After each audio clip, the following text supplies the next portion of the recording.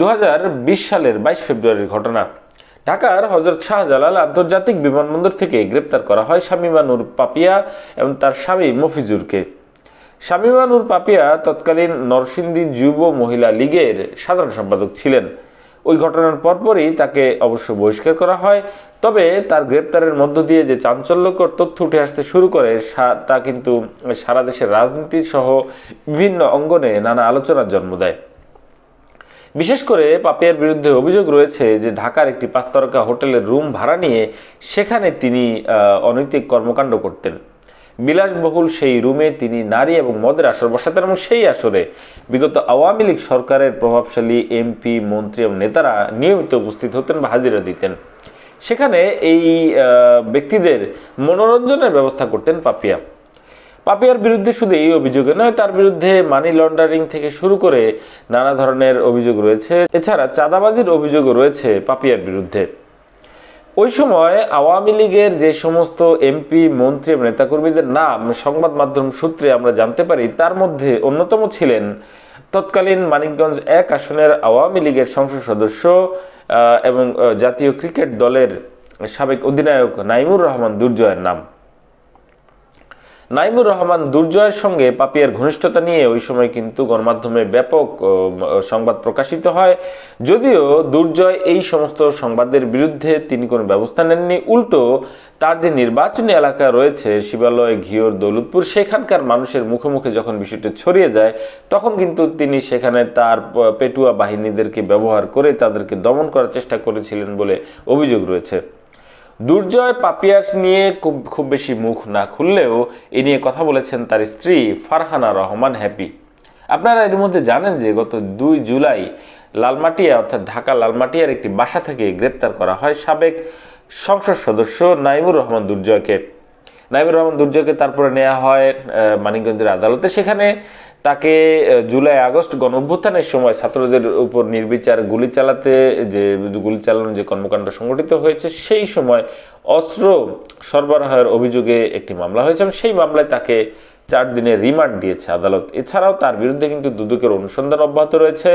দুদক তার যে সম্পদ রয়েছে সেটি জব্দ করার জন্য কিন্তু আদালত থেকে নির্দেশনাও পেয়েছে। তার এবং তার স্ত্রী ফারহানা রহমানের সম্পদ কিন্তু আদালতের নির্দেশে দুদক জব্দ করেছে। পাশাপাশি এই দম্পতির কিন্তু বিদেশ যাত্রায় নিষেধাজ্ঞা রয়েছে।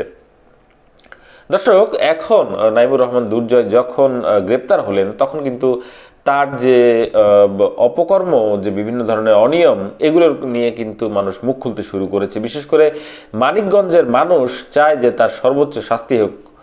আদালতে যখন মানিকগঞ্জে তাকে তোলা হচ্ছিল গত 3 জুলাই, তখন কিন্তু আমরা দেখেছি যে কতটা নিরাপত্তার মধ্যে দিয়ে তাকে গোয়েন্দা পুলিশের সদস্যরা আদালতে তুলছিলেন।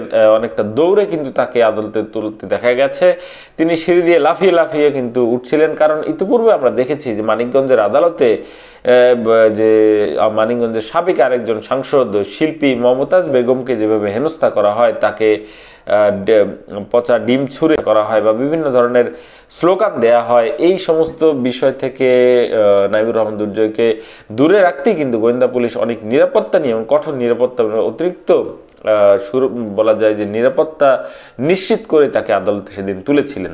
তবে যে ভিডিওটি প্রকাশিত হয়েছে সেই ভিডিওতে দেখা যায় যে ওই সময় কিন্তু বিএনপি সহ আরও যে নেতৃবৃন্দ রয়েছে তারা কিন্তু বিএনপির যে স্লোগান সেগুলো দিয়ে পাশাপাশি নাইমুর রহমান দুর্জয়ের সর্বোচ্চ শাস্তি নিশ্চিতের জন্য স্লোগান দিচ্ছিলেন। যেটি বলছিলাম যে যখন পাপিয়া গ্রেপ্তার হলেন অর্থাৎ 2020 সালের সেই ঘটনা, সেই সময় কিন্তু নাইমুর রহমান দুর্জয়ের নামটি বেশ আলোচনায় ছিল। এ নিয়ে কিন্তু প্রধানমন্ত্রী থেকে শুরু করে বিভিন্ন যে দপ্তর রয়েছে সেই সমস্ত দপ্তরে এই নামের তালিকাগুলো গিয়েছিল। বিশেষ করে পাপিয়ার যে বিলাসবহুল হোটেলের বিলাসবহুল রুম, সেখানে যে আওয়ামী লীগের সাবেক যে মন্ত্রীরা যাওয়া আসা করতেন, যে এমপিরা যাওয়া আসা করতেন, তাদের মনোরঞ্জনের ব্যবস্থা করে পাপিয়া কিন্তু নানা ধরনের অনৈতিক কর্মকাণ্ড সংগঠিত করতেন। বিভিন্ন জায়গায় বিভিন্ন ব্যক্তিকে পদায়ন করা, বিভিন্ন সরকারি প্রতিষ্ঠানের যে ঠিকাদারি কর্মকাণ্ডগুলো রয়েছে বা প্রকল্প উন্নয়ন বাস্তবায়ন, যে সেই সমস্ত জায়গায় কাজ পাইয়ে দেয়া, এছাড়াও সরকারের পরিচয় ব্যবহার করে কিন্তু পাপিয়া এবং তার যে একটি বড় চক্র ছিল তারা কিন্তু বিভিন্ন জায়গায় চাঁদাবাজিতেও মেতেছিলেন বলে পরবর্তীতে গোয়েন্দা বাহিনীর অনুসন্ধান এমনকি গণমাধ্যম সূত্রে আমরা কিন্তু জানতে পারি।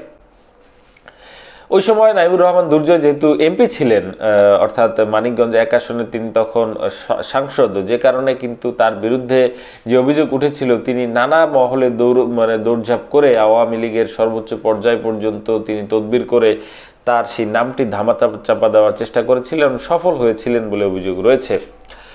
তবে এখন যখন তিনি গ্রেপ্তার হলেন তখন কিন্তু সেই পাপিয়া কাণ্ড থেকে শুরু করে তার মানিকগঞ্জ 1 আসনে তার যে নির্বাচনী এলাকা 3টি উপজেলা, সেই সমস্ত উপজেলায় ঘিওর, দৌলতপুর এবং শিবালয়ের সেই সমস্ত জায়গায় তার ব্যক্তিদের, তার যে আস্থাভাজন বা তার ঘনিষ্ঠ বা তার পালিত বা তার পোষা যে বাহিনী রয়েছে তাদের যে নৈরাজ্য, সেটির বিচারের দাবিতে মানুষ সরব হচ্ছেন।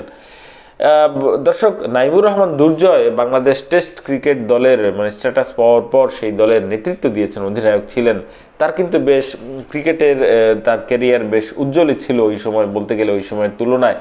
পরবর্তীতে তিনি বিসিবিতে সদস্য নির্বাচিত হয়েছিলেন, এমনকি তিনি বাংলাদেশ ক্রিকেটের জগতের একজন তারকা বটেন। কিন্তু যেমনটি আমরা এর আগে বলেছিলাম যে তাদের যে খ্যাতি ছিল তারকা হিসেবে, ক্রিকেট তারকা বলুন, সঙ্গীত শিল্পী হিসেবে বলুন কিংবা অভিনয় শিল্পী হিসেবে বলুন, পরবর্তীতে তারা যখন রাজনীতিতে পদার্পণ করেন কিংবা আওয়ামী লীগের ব্যানারে আওয়ামী লীগের মনোনয়ন নিয়ে তারা যখন এমপি হলেন, কেউ কেউ মন্ত্রী হলেন, তখন কিন্তু তাদের অবস্থা পাল্টে গেল। তারা এমনভাবে দুর্নীতি অনিয়মে নিমজ্জিত হলেন যে তাদের যে সুনাম সুখ্যাতি ছিল ব্যক্তি এবং কর্মজীবনে, সেটি অনেকটাই ধূলিসাৎ হয়েছে।